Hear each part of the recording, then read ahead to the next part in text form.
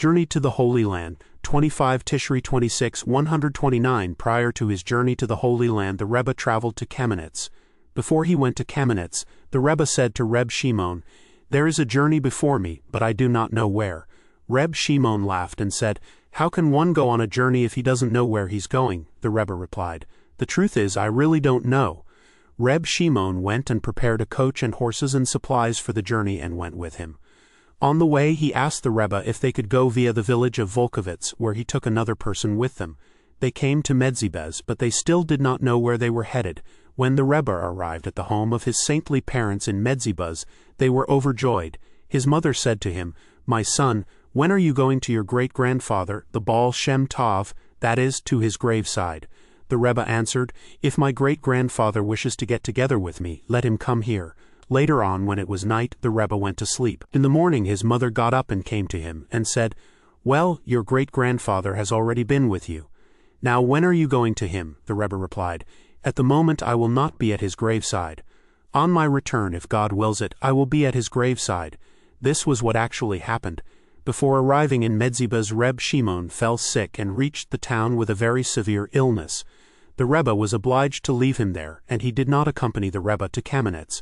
When the Rebbe went to bid Reb Shimon goodbye before leaving for Kamenetz, Reb Shimon did not want to let him go until he promised him explicitly that on his return the Rebbe would find him alive and well.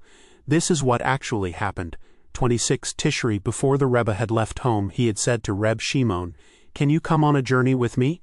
Then the Rebbe added that the journey might take a week or two, or it could stretch out for a month, 3 months, 6 months, or even a whole year. At first Reb Shimon said nothing, but when he saw that the Rebbe was really intent on making the journey, he said he would drop everything and go with him no matter how long the journey might take. And as I have said, he did travel with the Rebbe. Thus, when the Rebbe went to say goodbye to him before leaving Medzibez, Reb Shimon asked him, "When will I see you again? Because you could take a long time on this journey?" For the Rebbe had said that he did not know how long it might take. Now the Rebbe told him he would not be gone for longer than 8 to 10 days. Reb Shimon said, "But you told me when you were at home you did not know how long the journey would take," the Rebbe replied. "The truth is, when I was at home I didn't know, but now I know I have to travel to Kamenetz, and it will not take me longer than I have said." That night the Baal Shem Tov had come to him, and he had informed him where he was to go to, namely Kamenetz. The Rebbe left for Kamenetz immediately, and what he did there is a complete mystery that no one on earth will understand until the coming of Mashiach, speedily, in our days. Amen. 27 130. After his return from Kamenetz on Shabbat, the Rebbe gave a lesson on the verse, "My soul clings to you." Psalm 63-9. The lesson is not extant. It was an outstanding lesson. The Rebbe said triumphantly, "If this is the kind of teaching I give after returning from Kamenetz, how much more awesome will be the Torah teachings I will be able to reveal when I come back from the Holy Land?" 28 131. When the Rebbe came back from Kamenetz, one of his daughters died. The Rebbe said, "I stand to lose more like this one, God forbid, for the sake of a single movement. For there is a difference between what I was before I was in Kamenetz and what I am after being there. May God protect us." 27 Tishri 29 132. On his way to the Holy Land, the Rebbe traveled through Nikolaev and Kherson to get to Odessa. He spent Shavuot in Kherson, and there he gave a number of outstanding lessons, including one on the verse, "He calmed the storm," Psalms 107-29. The lesson is not extant. There were a number of followers of Rabbi Shneur Zalman of Liadi in the town. They brought some of his teachings for the Rebbe to see. The Rebbe took issue with Rabbi Shneur Zalman's teachings and showed his followers that what he said was not correct. On the first night of Shavuot, the Rebbe stayed up to learn as is customary. Then he went to the mikveh together with one of his followers. The man who went with him to the mikveh on this occasion told me that as they were making their way to the mikveh, the Rebbe kept asking him if he could hear sounds. He replied that he could hear nothing at all. The Rebbe was amazed that he could not hear and said, "How is it possible not to hear sounds at a moment like this?" Then the Rebbe said, "Perhaps it is the sound of the orchestra I hear." The man answered that he could hear no sounds of an orchestra or indeed of anything else, and he was very surprised indeed. The man realized that the Rebbe was hearing the thunder and lightning of the giving of the Torah, Exodus chapter 19 verse 16, 2015. Afterwards, when the Rebbe came out of the mikveh, he said, "Now at the moment of the giving of the Torah, I understand what we find in the Holy Zohar about how there is awe, and there is awe. Tikkuni Zohar 30:73b. Now I know that there is yet another kind of awe even more elevated than the supernal awe mentioned there. For now I know about the awe of godliness. This awe and fear is exalted and powerful in the extreme. 28 Tishri 30:133. During Pesach, prior to the Reb's departure from Medvedevka on his journey to the Holy Land, he was heard to say that he wanted to go to the Holy Land in order to fulfill all 613 commandments there. He wanted to combine all the commandments that apply only in the Holy Land with all the commandments that also apply in the diaspora, to bind them together and fulfill them on the spiritual level. Then afterwards he would be able to fulfill them properly on the material level. The Rebbe discussed this idea at length, and there were a number of incidents in this connection, or so I understand from people who have spoken to me about it. However, I myself was not there, which is why I have not been able to give any details. One have only been able to record a tiny fraction of all that the Rebbe said. He said that another reason for his journey to the Holy Land was that previously, whenever he needed anything from his grandfather Rabbi Nachman Horodenker, he used to send the sainted Rabbi Yeshaya of Yanav, who was buried in Smela. Now he was unable to send him. He was therefore going to the Holy Land in order to speak with his grandfather and establish a means of always being able to find out anything he needed to learn from him. Judging by remarks the Rebbe made, he had many reasons for his journey to the Holy Land, quite besides the secret motives that he did not reveal at all. No matter what the Rebbe did, he never had only one reason for doing it. There were always innumerable reasons for whatever he did, all of them utterly profound and exalted. This was especially so in the case of his journey to the Holy Land, for which he showed the utmost degree of self-sacrifice. 31:134. I heard from someone else that before his journey to the Holy Land the Rebbe said his reason for wishing to go there was to attain higher wisdom. See Likuti Maharan 1:30. For there are two levels of wisdom, the higher and the lower. Lower wisdom he already had, but he still needed to attain higher wisdom, and that was why he was going to the Holy Land. He was later heard to say that as soon as he walked 4 paces in the Holy Land, he was worthy of attaining everything he had wanted in going to the Holy Land. I myself heard from him personally about the tremendous joy he experienced the moment he set foot on the soil of the Holy Land. Everything he had yearned for was fulfilled. 29 Tishri 32:135. The Rebbe told Reb Yudel that he wished to visit the Holy Land. Reb Yudel gave him his blessing and said, "Rabbi Nu, undoubtedly you want to accomplish something great there. May it be God's will to help you succeed in accomplishing what you want there." The Rebbe nodded in acknowledgement of Reb Yudel's blessing. Then he said, "The task that I yearn to accomplish in the Holy Land I could accomplish here also through prayers and supplications alone, without having to travel to the Holy Land. The only difference is that when I succeed in being in the Holy Land, I will be able to attain my perceptions by means of garments. Here in the diaspora, however, I cannot attain my perceptions by means of garments only without garments. And this is the difference between the holiness of the Shabbat and the holiness of a festival." The Rebbe then opened up Siddur Hari 3 and pointed out to Reb Yudel that the section explaining the intentions of the prayers states, "This is the difference between the Shabbat and a festival, that on Shabbat the light is clothed in garments. On a festival the light is without garments, as is discussed in the mystical writings." 33:136.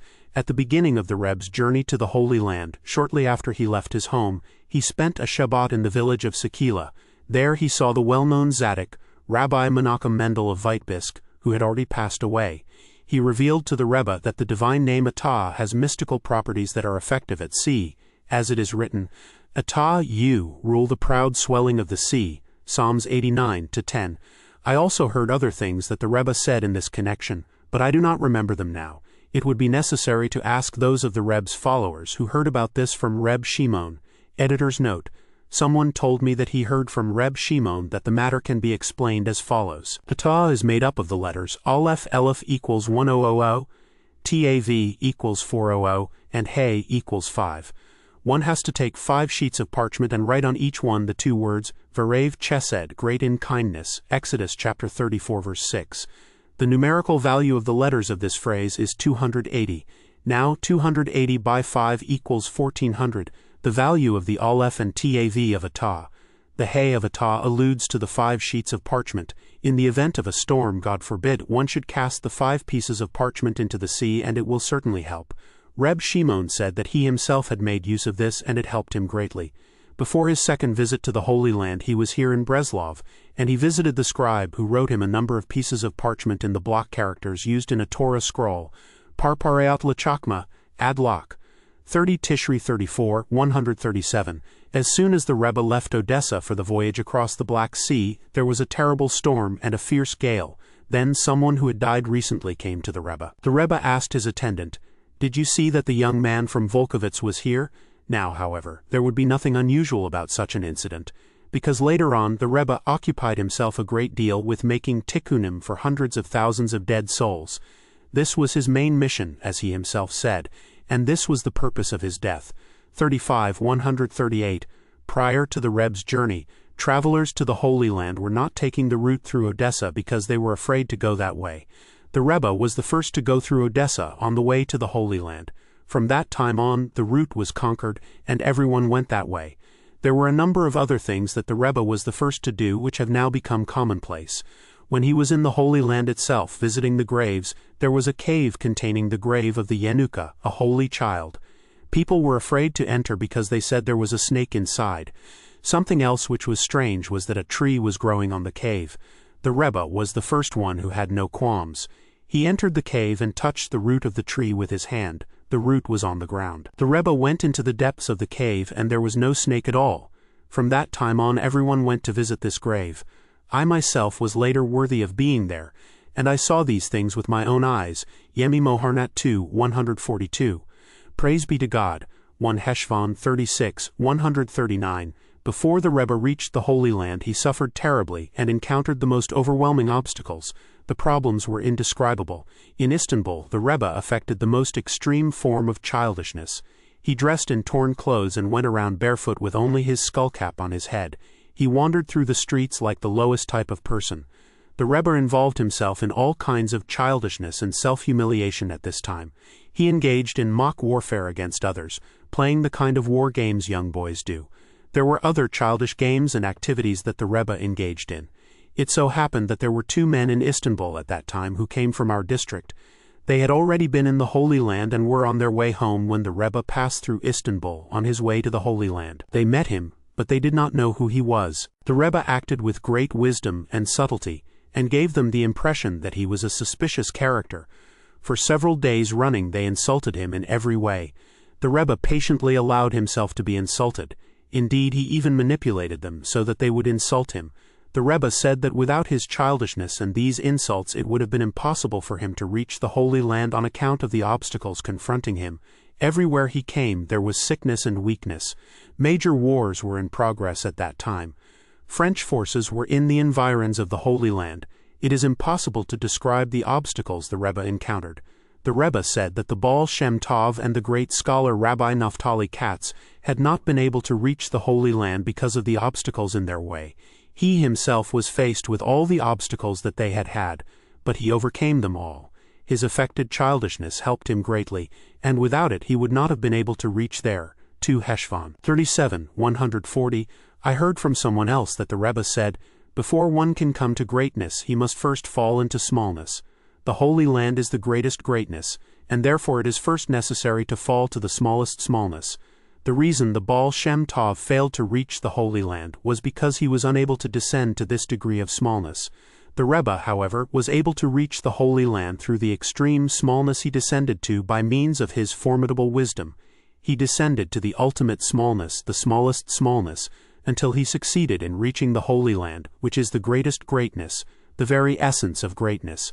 As for the incomparable perception that the Rebbe achieved in the Holy Land, if all the seas were ink, it would still be impossible to describe it. We know of no one who has achieved so outstanding, so powerful and so exalted a vision through entering the Holy Land. The Rebbe ascended to the most supremely exalted level. It is forbidden to even speak about it lest we impugn and diminish his honor. We have neither the capacity to conceive nor the words to express the greatness of his perception and his level. For the Rebbe was a completely original figure, the like of which had never been even in the earlier generations. The Rebbe explicitly said of himself that even if there had never been a generation like ours, and everyone knows in his heart how inferior this generation is, he would still have been a unique figure. But our many sins have made us unworthy. The light has been concealed, and not even a drop in the ocean has been revealed of what the Rebbe really was. 38-141. On the Rebbe's return from the Holy Land during the voyage across the Mediterranean, there was a copy of Mishnah on board the ship. The Rebbe was looking through it. He came to the Mishnah in Sota 5-2. Who will uncover the dust from your eyes, Rabbi Yochanan ben Zakkai? You said there would come a generation that would declare pure a loaf that is pure only to the third degree, on the grounds that there is no verse in the Torah declaring it impure. Yet Akiva, your pupil, has found a verse in the Torah proving that it is impure. When the Rebbe came to this Mishnah, he was filled with excitement. He clapped his hands together and said, "Who sees as I do, something has been revealed to me in this Mishnah." But he did not want to reveal what it was. However, there was one thing that he did reveal to his attendant. Less than it seems that he said that he had attained a level that even the Tanaim and Amoraim had not reached. Greater than 3 Heshvan 39-142. On his return from the Holy Land he said, "On this journey I have fulfilled the entire Torah in every aspect, even if I were sold to an Ishmaelite in a remote area where there were no Jews and he made me pasture cattle, and even if I did not know when it was Shabbat or a festival, and I had neither a talit nor tefillin nor a sukkah nor any other mitzvah, even so I would still be able to fulfill the entire Torah." 40-143. On his return from the Holy Land, the Rebbe gave a lesson on Friday night on the verse, "Make a fiery serpent and put it on a pole," Numbers chapter 21 verse 8. This lesson is not extant. Afterwards, at the third meal, he gave a lesson on the verse, "When you cross over the water, I am with you." This lesson was very great and precious in his eyes. Parpareat Lachakma 73. 41-144. Once after the Rebbe had returned from the Holy Land, the Maggid of Turavitsa was with him for a Shabbat in Medvedevka. The Rebbe gave a lesson on the verse, "This is the generation of Dorshau, those that seek him." Psalms 24-6. Dorshau has the connotation of the word drush, which refers to seeking out the meaning of the scriptures through interpretation and commentary. The Rebbe taught that according to the generation, so are its commentators and teachers. This lesson was not written down. The Rebbe then said to the Maggid, for example, "You are the generation, and I am your interpreter." 42-145. On the way back from the Holy Land, when the Rebbe and his attendant were traveling near the Dniester River, they were forced to disguise themselves and put on the clothing fashionable among young merchants. As a result, a number of people mistook them for common types. On arriving in the town of Uman, they were exposed to temptation. As the Rebbe hurried away from Uman, he immediately tried to find merit in the people there, saying, "You should know that our whole way is to be aware that this is a world of trials. It is only too easy to stumble, God forbid, oi vie voi woe." It was a great pity that the coach driver had stopped there, he continued. They had seen how great was the immorality and license in the place. But he said that with God's help it would turn out to have been a good thing he had been there, because from now on at least there would be no more immorality in the house where they had stopped. This gave him some consolation. In Teplik too no one knew who he was. He went to the house of a certain schoolteacher and tried to persuade him to invite him for Shabbat, but the schoolteacher was unwilling because he had the impression the Rebbe was a thief, God forbid. He came to the Rebbe's attendant and told him, etc. 4 Heshvan 43-146. When they arrived in Shpola, they put on their own clothes. The Rebbe visited the house of the Shpola Zida, who was later to become his great opponent, see above number 11. At that time, however, he was not yet opposed to him. On the contrary, there was great love between them, and the Shpola Zida showed the utmost respect and affection for the Rebbe. He made a festive meal in his honor, and the two of them sat up at the table for the whole night together with a number of other people who were close to the Shpola Zida. There was an atmosphere of great rejoicing. Whoever came to the house, the Shpola Zida asked him to be his witness. You can attest to the fact that it is never my practice to eat an evening meal, but tonight I am doing so because of my great love for this esteemed visitor, for whom I have so much affection and respect. His visit gives me such joy and delight. I cannot contain myself for happiness. The next morning they continued talking with great love and affection, because there was always great love between them, until the time the Rebbe moved from Medvedevka to Zlatipolia. This was about a year and a half after the Rebbe's return from the Holy Land. It was then that a number of scandalmongers went to the Shpola Zita and spoke so poisonously against the Rebbe that the Shpola Zita was converted into his enemy. The Shpola Zita became the instrument of the evil one, and the controversy led to the most bitter consequences.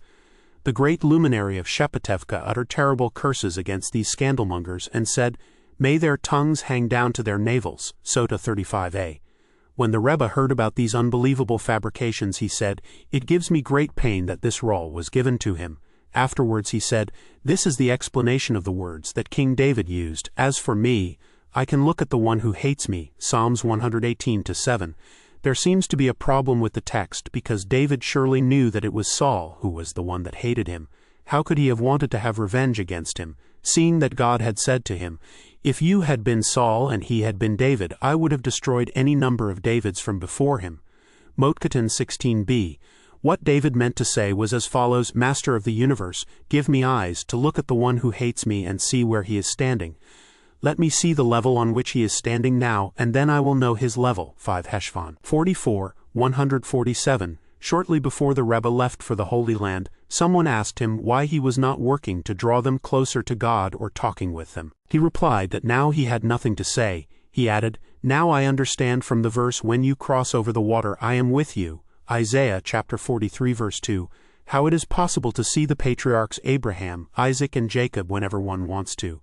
It was a new discovery for me to understand why one could learn it from this verse in particular. I think it is because I have to cross over the water. But what has this got to do with you? What need do you have for any of this? And even if I were able to clothe this teaching in some moralistic lesson that would be of benefit to everyone, for the present, I have no words." The Rebbe paced back and forth inside the room, and then he said, "I am more poor and needy than any of the great figures of our people. This one has wealth, that one silver, another has cities, but as for me, I have nothing. My only consolation is when I remember that in the world of truth everyone will need me, and they will all long to hear the original teachings I constantly give forth. What am I? Nothing but the original teachings my soul pours forth." See Likuti Maharan I, 22-5. 45, 148. The following was also said before the Rebbe's visit to the Holy Land. "The whole world needs me. I am not speaking about you. You yourselves know how much you need me, but I am speaking about even the Tzaddikim who can already pray. I have the power to show them that they know nothing about prayer. I can show them a way to pray.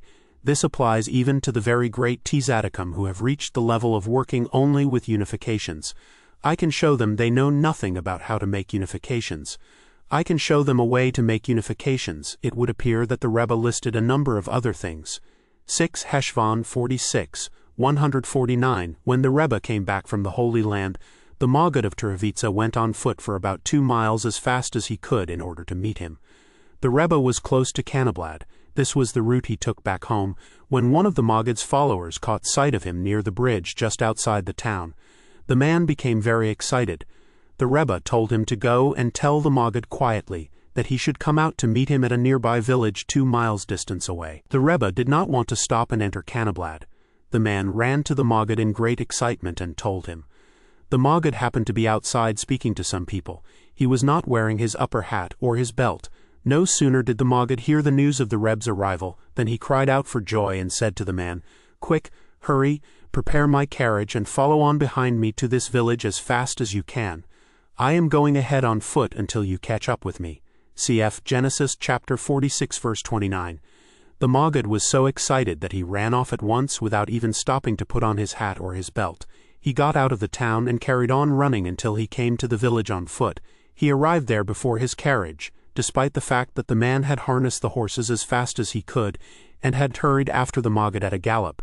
But the Maggid had gone so quickly that the man with the carriage did not catch up with him until some time after he had begun to talk with the Rebbe. I have recorded this incident to show the zeal and passion of God-fearing men to see the face of a tzaddik greater than themselves. 7 Heshvan 47, 150. Verbatim copy of a letter sent from the land of Israel by the leader of the Chassidic community, the holy and renowned tzaddik, Rabbi Avraham Kolisker. Tiberius, peace and great prosperity to the one who sits within the chambers of my heart. The renowned Rabbi, holy be said to him, with him is wisdom, understanding, and divine knowledge. The honorable and holy Rabbi, Rabbi Nachman, may his light shine, of holy roots, grandson of the Baal Shem Tov, of blessed memory. May his merit guard us forever. May the light of God shine ever brighter upon him. Much peace to all his household and his company. Amen. May it thus be his will. I am sending you news from the land of Israel, to inform you of the return of our representative of this year in the previous month of Shvat. We rejoiced very much upon hearing of your well-being. You have arrived home safely, and we have seen that the thick knot of love has not moved. With all your heart, you seek our benefit, and have set out on the path and journeyed yourself to the province of Ryazan, Belorussia. May God be with you. You have suddenly already heard by means of our last year's representative, the Honorable Rabbi Eliezer, of the incident that has come to pass since your words to us, and about the compromise that we have reached with the people of Volhynia. We still have not received charity even once from them, and we do not know what will be the end. And behold, we are confused in the land from great grief and worry, hoping for God's salvation every moment, for we still have not been relieved from any side. Even from the province of Ryazan we have no information of what is happening there in this respect. After your journey there, when you met with them, and told them about all the difficulties that have overtaken us, we are hoping that you will respectfully inform us in detail of what you did there. This you must know, that we have remained in debt to the governor, here. In any case we must pay. It is very difficult to bear the way they demand payments from us constantly with awesome threats. We are able to see that only with wondrous miracles does God find a way to provide us with our necessities. I'm hoping in God, though he hides his face, and am waiting for his salvation. And in him do I trust that he will again have mercy upon us as the days of our suffering. Thus will he make us to rejoice. From here on was written in the holy handwriting of the great Rabbi, Avraham Kalisker himself. I am steadfast in my love, a constant love, his praises in my mouth with crown and covering. My soul is to God, that God shine his face to you from the place of the dwelling of his Shekinah, and shine upon you, shining more and more, with his light shining upon your head, the light of the world. And may you be strengthened and fortified with fortitude from God, final act, and first in thought. And my soul knows well and dearly forever, and am seeking your welfare constantly and praying for you. Please do likewise and pray for me every moment. Journey to Novorich, Zaslav, Dubno, and Brody 8 Heshvan 48 151. The year 5566 1805-6 was the Reb's 4th year in Breslov, and the 4th year since I myself had become close to him, because I had become his follower almost immediately after his arrival in Breslov. In the summer of this year, in the month of Sivan, his young son Shlomo Ephraim passed away. The Rebbe had had great hopes for his son. After the little boy's death we went into the Rebbe, and it was then that he started talking to us about the rectification of souls. The Rebbe spoke of a field in which the souls grow, and how they require the master of the field to rectify them. The one who girds his loins to become master of the field has to endure countless troubles and suffering. Cf. Likuti Maharan I 65. From this time on the Rebbe spoke a great deal about the rectification of souls, especially after his return from Lemberg, and even more so when he went to Uman. His whole purpose in choosing Uman as the place he wanted to die and be buried was to accomplish the rectification of innumerable souls that had been in need of this for several hundreds of years. For Uman had been the scene of the slaughter of countless souls, and tens of thousands of children had been killed there before their time. The Reb's intentions were evident from a number of things he said in Uman, some of which have been recorded. It was in the same year that the Rebbe started telling his stories. He said, "Now I will start telling stories."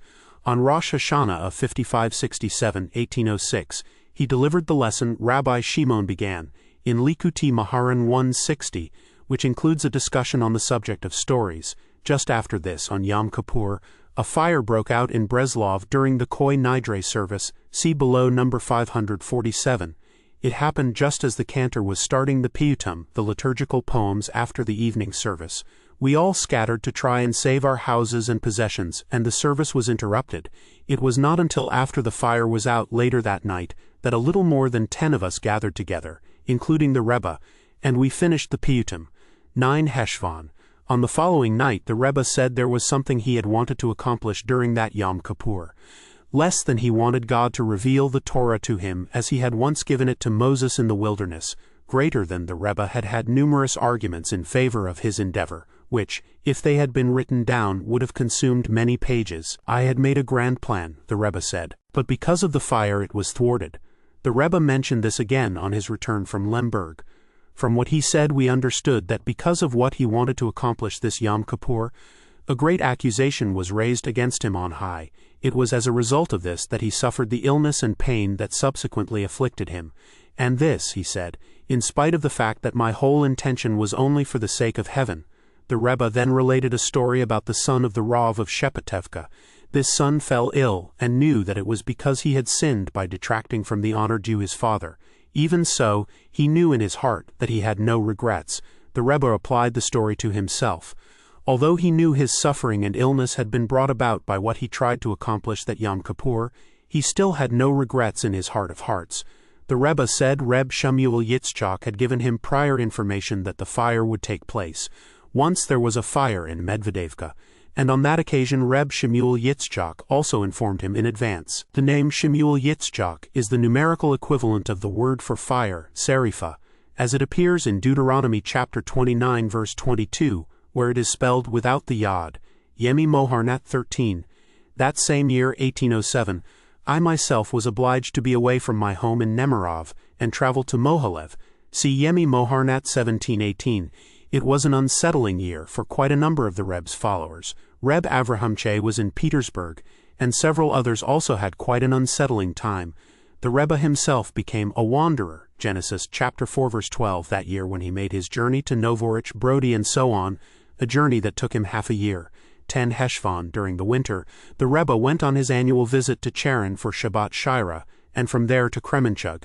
It was then that the Reb's grandson Reb Yisrael was born to his daughter Sarah. The birth took place immediately prior to the Reb's journey to Novorich. The Rebbe had been in Kremenchug for several weeks before the birth. He waited there until his daughter gave birth. The whole time prior to the birth of the child, the Rebbe did not show a single smile. He even became annoyed when they served him 2 courses at one meal. His only thought all day was that his daughter should give birth safely. The whole period up to the birth was extremely difficult for him. Immediately after the child was born, the Rebbe was tremendously happy. He gave instructions that lights should be lit, and told them to make a punch of wine and honey to drink. He was in a very joyous mood. On the 8th day he circumcised his baby grandchild, and for the whole day after the circumcision he was extremely happy. He said it gave him great joy that a number of people had reminded him that the baby's name, Yisrael ben Sarah, was the same as that of the Baal Shem Tov. However, 2 days after the circumcision his daughter became very weak. This caused the Rebbe terrible anguish, and he hurriedly left Kremenchug. He said his very life had come to a halt through his anguish. Reb Shemuel of Teplik, who was accompanying the Rebbe, was held up briefly.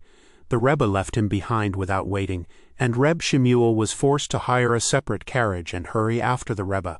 It was after the Rebbe's return from Kremenchug that he went on his journey to Novorich. That winter I was ill 3 times in Mohalev, and my wife and children were also sick. The Rebbe suffered great anguish because of this. Through God's mercy and the power of the Rebbe's holy prayers I survived, thank God. 11 Heshvan. A great deal could be said about all these incidents because they all contain many hidden meanings. The hidden treasures of the king. The Rebbe himself was indeed able to grasp the significance of his journeys and the suffering he endured. Their whole purpose was to help rectify the worlds and correct the souls and spirits of both the living and, even more so, the dead. The Rebbe became more and more involved with the latter as he reached the end of his life. He said quite explicitly that the work he did with us was something small for him, and in this we ourselves had to play our part. His own major task was to correct the souls of the dead, for there are some souls that are literally naked. We heard no more than a drop in the ocean about the Reb's labors in this, and even the little he was prepared to share with us is impossible to explain except in the most elusive manner. Nevertheless, I have recorded what I could for the sake of those who yearn for truth and who wait patiently at the Reb's doors. It will benefit them greatly to know what befell him and his remarks on these subjects.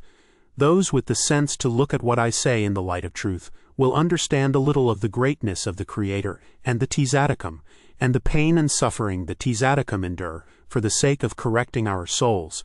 Perhaps this will inspire them to follow their holy ways as taught in their holy books. Then we will return to God sincerely, speedily, in our days. Amen. 49, 152 that same year, 5566, 1806, when the Rebbe began telling me of his concern to rectify souls, this being the task of the master of the field. See above number 48, he told me, in Zalatipolia I understood a little of this. In other words, it was then that he had first begun to understand a little about the role of the master of the field. The implication was that he had then started to understand, whereas now he understood the root of the matter. He also said Rabbi Shimon bar Yochai had made a faint allusion to this subject in the Holy Zohar. The inference was that no one less than no Zadok greater than hitherto had the same knowledge of the master of the field as the Rebbe now had. 153, registered it was before Purim of 5567, 1807, that the Rebbe left Breslov for Novoroch. No one in the world understands the significance of the Rebbe's journey. He had wanted to continue traveling beyond Novoroch, but he had to remain there for Purim. He stayed in the house of the Rav of the town, who was a distant relation by marriage. Then he came back and went to Ostrog. In Ostrog he sent messengers to bring his wife, Sasha, to see the local doctor, whose name was Gordon. His wife was dangerously ill with tuberculosis. Until she arrived, the Rebbe was left alone in Ostrog except for a man he hired as an attendant. His wife arrived in time for Shabbat Haggadol, but she did not want Dr. Gordon's treatment, and asked to travel to Breslov to see the doctors there. The Rebbe went with her on Sunday. There were 4 days to go before Pesach. Reb Shemuel of Teplik was also with them, and they all traveled to Breslov, arriving just in time for Pesach. The journey they had is unimaginable. That in itself would be a long story. The Rebbe remained in Breslov until after Shavuot. On the eve of the festival his wife passed away. A number of his followers, myself included, gathered at his side and spent Shavuot with him. God took pity upon us, and we heard from his lips the most extraordinary teachings recorded in Likutei Moharan I 67, 12 Heshvan 51, 154. The Rebbe's journey to Novoroch, etc., was cloaked in mystery. On the journey he hid his identity, and he did not accept any contributions of money. He said at the time, "As for me, my hands are filthy with blood and afterbirth, all in order to purify a woman and make her permissible to her husband." Cf. Barakat 4a. This was a faint hint as to the purpose of his journey. 52, 155. Before this journey the Rebbe said, "I am like a little boy who does not want to go to school. But when he goes inside the school he will be able to learn. If people knew the purpose of my journey they would kiss my very footprints. With every step I take, I incline the entire world to the side of merit." 53, 156. The Rebbe said, "My only place is the Holy Land. Wherever I go, I am only going to the Holy Land. It is only temporarily that I pasture here in Breslov and the like." Cf. Likutei Moharan I 61-2, 54, 157. Prior to this journey, the Rebbe clapped his hands for joy and said, "Today is the start of something new. It is like when someone plays a tune," he continued, "and everyone dances. Anyone who cannot understand or hear the melody finds it impossible to understand why everyone is running after this person and dancing. In the same way, people find it impossible to understand why you run after me. But when I get back from my journey I will be able to play, and you will be able to dance." After this he left for Novoroch, and he also visited Breslov, Ostrog, Dubno, Brody, and a number of other places. He disguised himself, and people did not know who he was. In Brody he paid visits to the houses of all the leading figures and had dealings with every single one. When he arrived in Brody, the whole town turned out to meet him. Not that they intended to honor him. They did not even know who he was. But God made it so that this was what happened. And I heard the sound of the cry of all their cravings and their lust for money, money. It was after this, on the eve of Shavuot, that his wife passed away. We gathered at his side for Shavuot, and he gave a lesson. 13 Heshvan 55, 158. This Shavuot the Rebbe studied at length during the festive meal in the morning. Between each course, before they served the next dish, the Rebbe learned. He was studying the Idra Rabbah.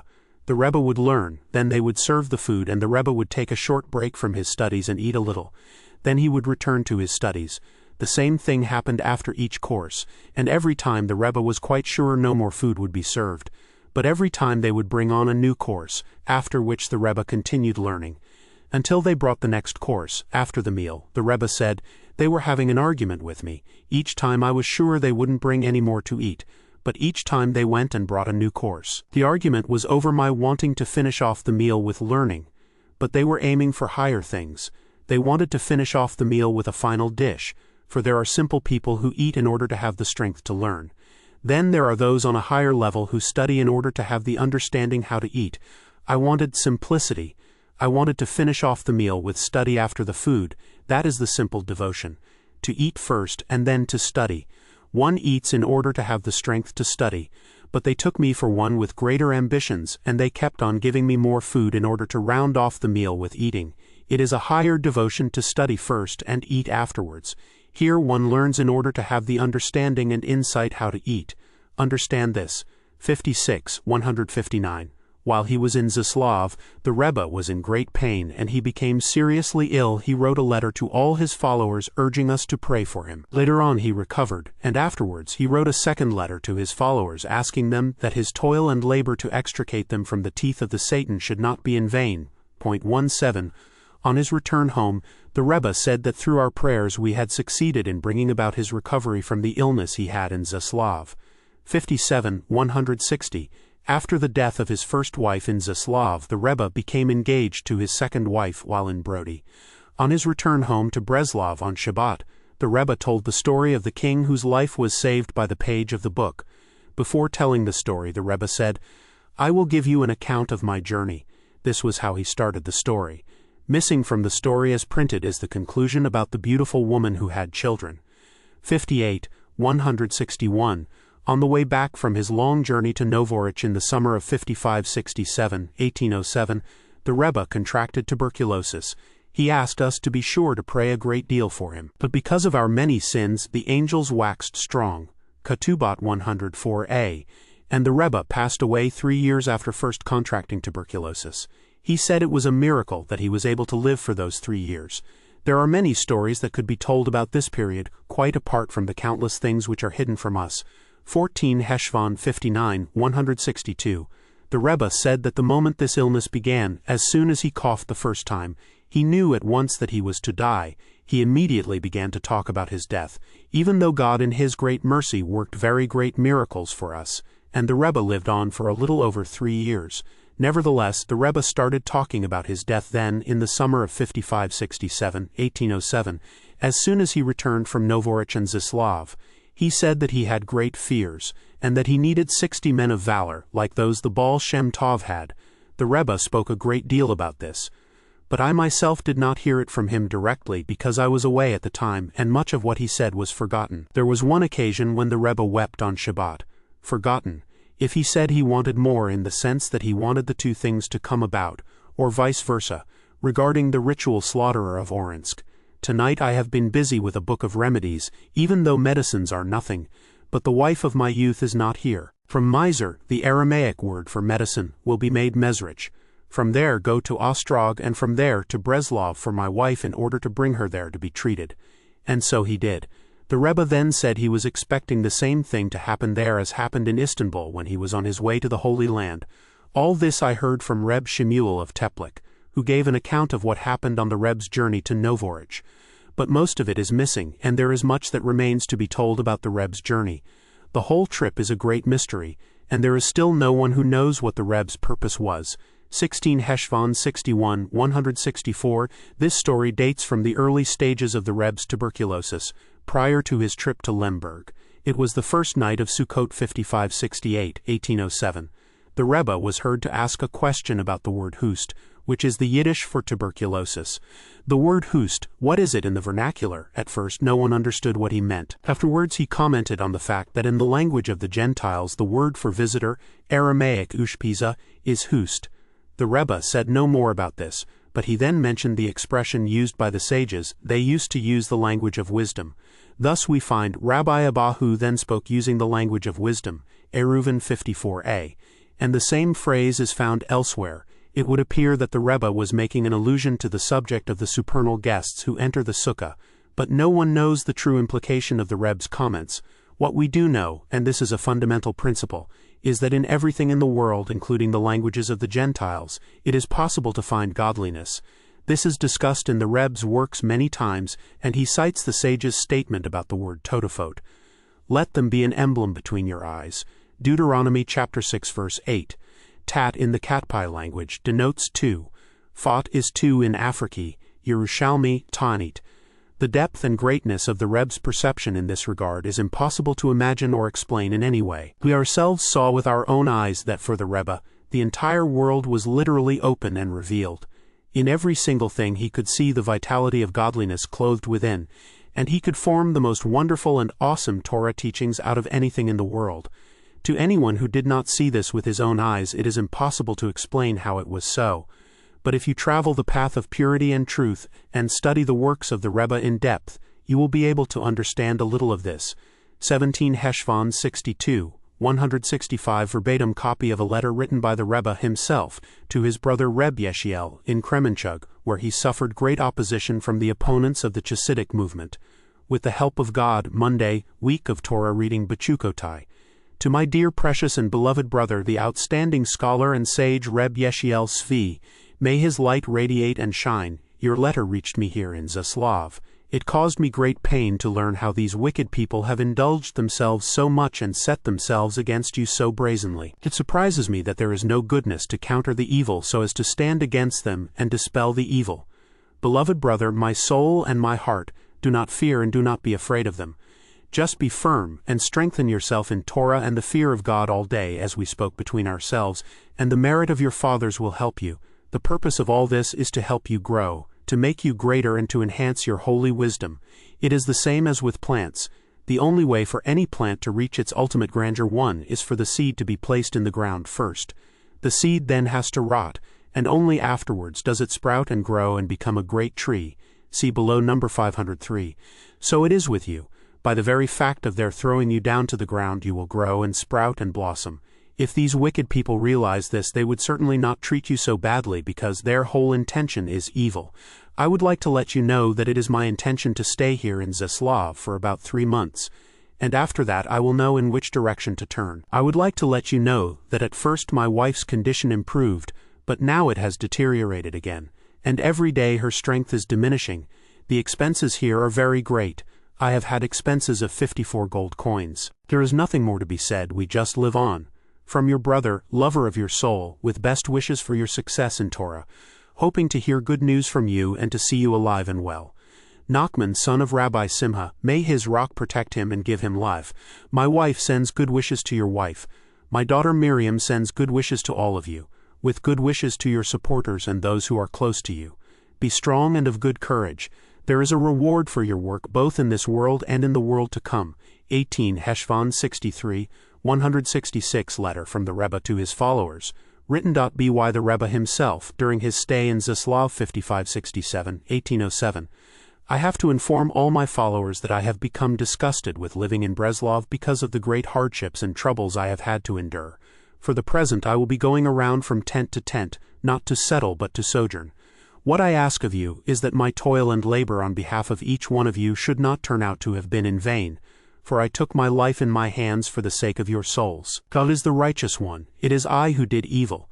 It was my own deeds that caused my suffering, the death of my precious children, the opposition and the accusations. But I know full well that it was also the work that I did with you to extricate you from the teeth of the Satan that caused him to sharpen his eyes upon me and grind his teeth against me. Therefore, beloved brethren and friends, be firm and strengthen yourselves in the fear of God, each one of you according to his strength and level. Let not my labor prove to have been in vain. Keep to the Torah of Moses, servant of God, cf. Joshua chapter 22 verse 5, as I have taught you, and know that even though I am far from you at present, this is purely physical distance. There is no spiritual distance, God forbid, for we are close, my beloved brethren and friends. Please let these words that I have written be close to you day and night. Cf. 2 Kings chapter 8 verse 59. This is to inform you that for the moment I am staying in Breslov, and here I will remain, God willing, for about 3 months. I write with tears of joy at the thought that God has given me the strength of iron to bear the yoke of suffering and wandering. Your loving Nachman, son of Rabbi Simcha, may his rock protect him and give him life. This is to let you know that I am healthy, thank God, without needing to resort to physical remedies. Nachman, there was also another letter that the Rebbe wrote to all his followers from Breslov, in which he asked that each one of us should remember the condition he found us in when he first came to Breslov, and how much he had benefited each one of us in extricating us from between the teeth of the Satan. The Rebbe wrote, God willing, when I recover, I hope to God that you will again be able to receive from me. The Rebbe ended by saying we should pray for him. His main desire was to gaze upon the pleasantness of God, and to visit in his temple, Psalms 27-4. This letter was written prior to the letter printed above. When he wrote it, he was in great pain and had been taken ill in Breslov. and accordingly he asked us to pray for him. It was after he recovered that he wrote the letter printed above, and on his return home he said that through our prayers we had brought about his recovery from illness in Breslov. The death of his wife took place subsequent to this second letter. She died in Breslov. Later on in Brody he became engaged to be married a second time. It was after this that he contracted tuberculosis, and then he made a very strong request that we should pray for him a lot. See below number 264. But because of our many sins the angels waxed strong, and he died 3 years after first contracting the illness. He said it was a miracle that he survived for those 3 years. There are many stories that could be told about all this quite apart from the innumerable things that are hidden from us.